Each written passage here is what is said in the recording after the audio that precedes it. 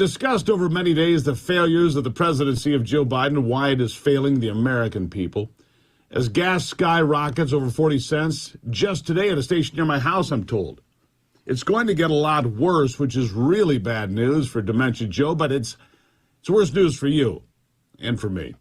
You see, it's a reflection of the terrible policies we're dealing with when it comes to the radical socialists and the policies they dump on us while they live their opulent lifestyle.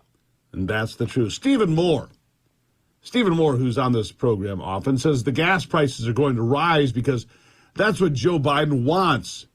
And it's what OPEC wants. Listen to this.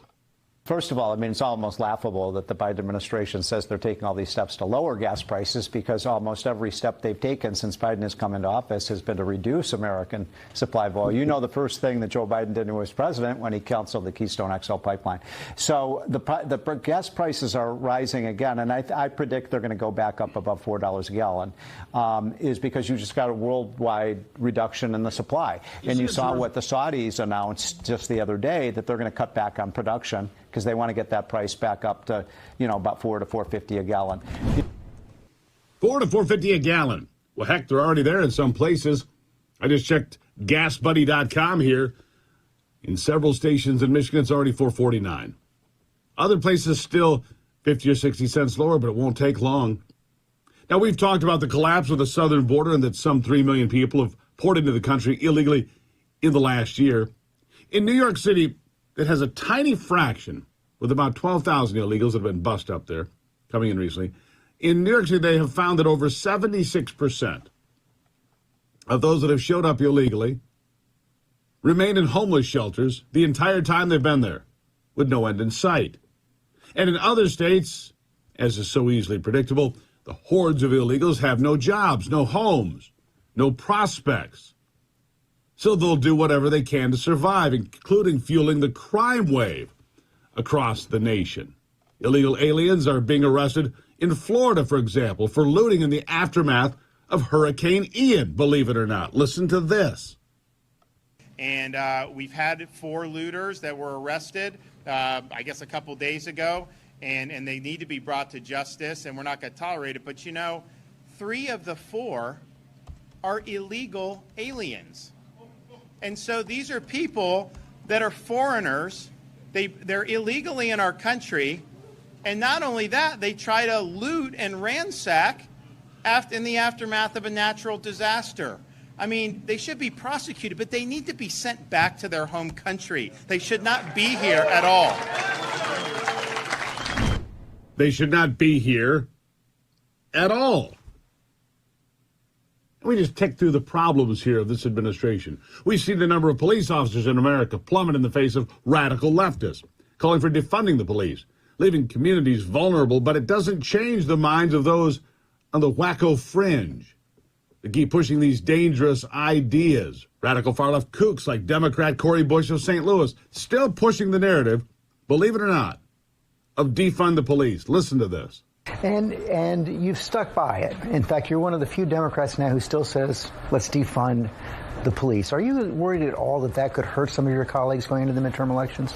See, the thing about defund the police is we have to tell the entire narrative. People hear defund the police, but you know what they'll say? Say reallocate, say divest, say move. But it's still the same thing. We can't get caught up on the words.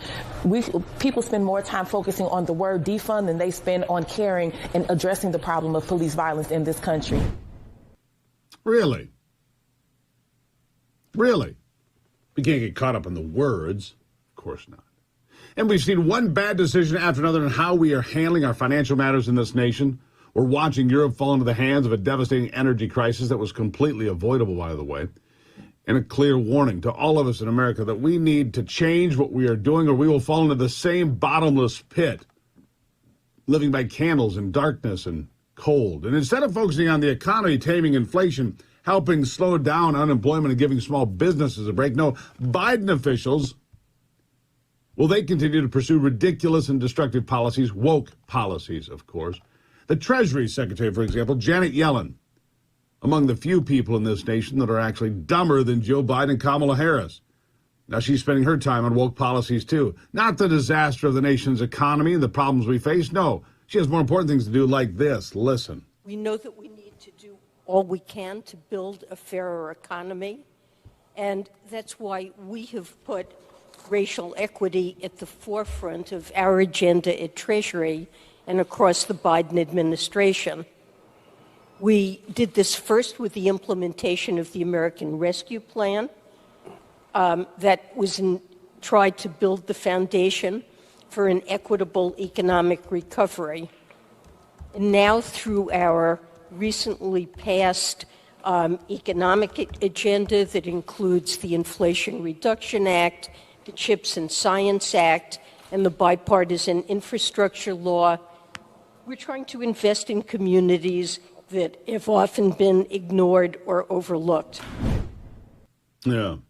There she is. The best and brightest. Oh, she's something anyway. But the biggest problem we face is foreign policy.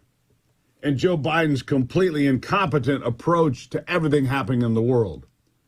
First, let's look at our readiness for war. We've talked about the disastrous situation with the United States military that is unable to fill the quotas it needs to keep our fighting force in top shape. And yet, the Biden administration is still more concerned about woke policies, as if somehow sex change operations will make us safer as a nation in the face of aggression. But far more concerning than any of that right now is the United States' foray into Ukraine for no actual American national security interest at all that I can tell. And until someone can tell me why we ever needed to be there, I will never agree with any involvement in Ukraine at all. It's become a proxy war.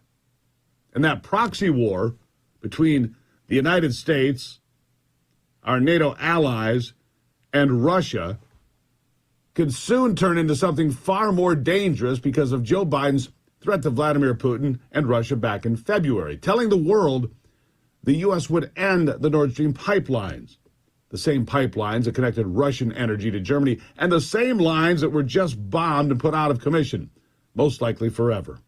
And the whole world, by the way, is looking at America as the nation that pulled off that attack, maybe with some help from NATO partners like Poland, in what I've told you is an act of war.